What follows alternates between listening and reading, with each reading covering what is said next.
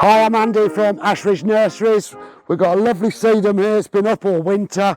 I'm going to cut it back, lift it out the ground, divide it up, stick it back in, make lots of new plants for free. So secateurs, this will be quite brittle, so I might actually be able to just snap it. You can do that if you're crude and you don't have the right tools, or you can just cut it. So here's the new growth, that's looking beautiful. It's absolutely ideal time to be cutting this and dividing it. Well, that's a label made of metal.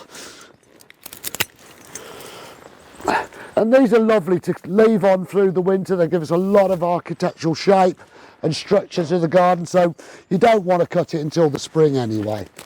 As you can see, it's a beautiful day, perfect for gardening. There's our label, so we'll just move that off to the side. We've got some other bits, they'll just break out nicely. That's sort of cut back enough for what we want to do. Put my secateurs away, and I'm going to grab a fork. So we only really want to ever dig our plants up with a fork. We don't really want to use a spade. A fork will go between the roots, whereas a spade will cut the roots. So it's always important to dig up plants with a fork. And we're just going to slide that under there. Look at that, that comes out in one. I'm going to spike him a bit, give him a shake, and drop that in there. Sometimes these will fall apart, but this one isn't going to.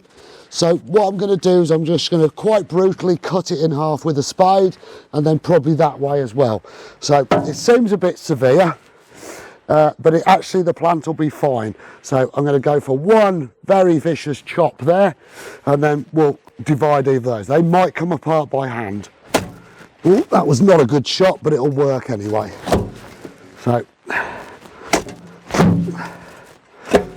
So we've got three nice pieces, and there's me going on about not damaging roots, but actually this is fine. You can see how it's all nice and like this. A lot of perennial plants need dividing regularly so that they stay fresh and new. Sometimes the centre can die out, but this is a lovely healthy plant.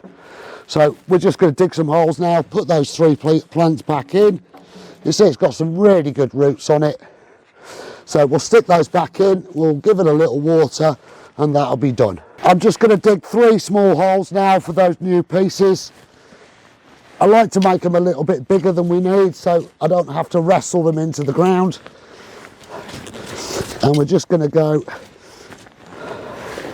sort of like that. So we're just going to re-establish the same plant, but we're just going to spread it out a little bit. So that's my ground prepared.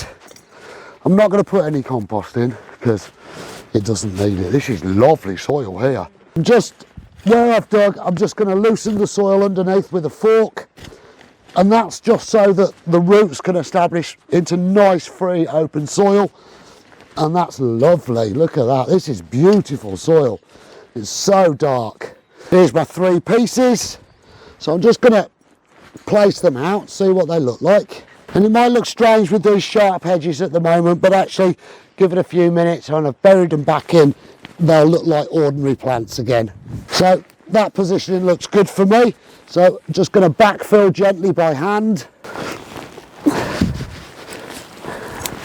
Give that 2 weeks and they'll be up looking beautiful. They'll grow away for the summer and you'll just have a much larger stand of that.